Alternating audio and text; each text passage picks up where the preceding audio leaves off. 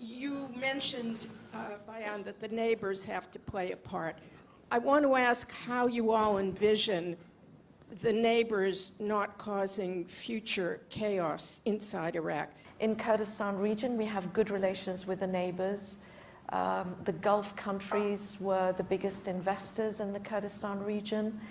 We have a good relationship with Iran and Turkey. It may not look like that from the outside, but our leadership has always maintained a good relationship. درود رزبر زان خوشویست ام جنه زوربی زورتان دناسن که سال رابردو ویکیلیکس پیوندیکانی اما لگل AKP حکومت اردوغان بلاوی کرده بو. اما جنه ناوی بایان سامی عبدالرحمنه. نونر تایبتی بشی رکلام مسعود بارزانی لەواشنتون بلام به ناوی کردستان ریجینال گاورمنت نونر حکومتی اریمه کردستان کار دکد. جهینی لنستیتوی واشنگتن دا لسر دوزی عراق و سوریه بانگش کرابو لگل نونر این تایبتین امریکا و جنرالکانی امریکاییشی تیرا باشداری کرده بو.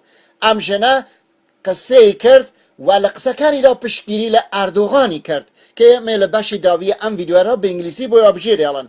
یعنی ناراستا خود داخوازی اوی کرد که گرچ رول ترکیه لناو کردستان عراق و عراق دا زیادتر بکرید. ام جنه اوی که لیره را دبینین مایکروفونی لدستی خوی دا گرتوه که ایوه پرسیارکیش دبیسن گوتی اگر تو استا ترکیه رولی زیادتر بلناو عراق تا چیا ساز دکه یعنی یه عراق سرو بن بکه.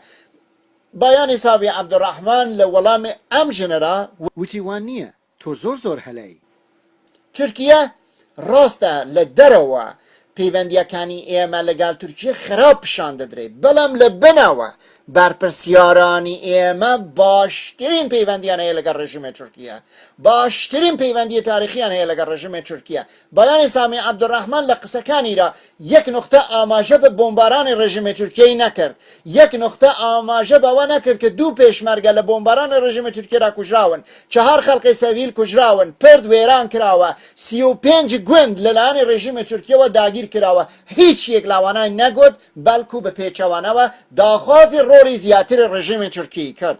ئەمڕۆ 4 نیسانی 2018 من بۆتینێ کوردستانی لە پرۆگرامێکی تایبەت لە خزمەتی ئێوەرام لەگەڵ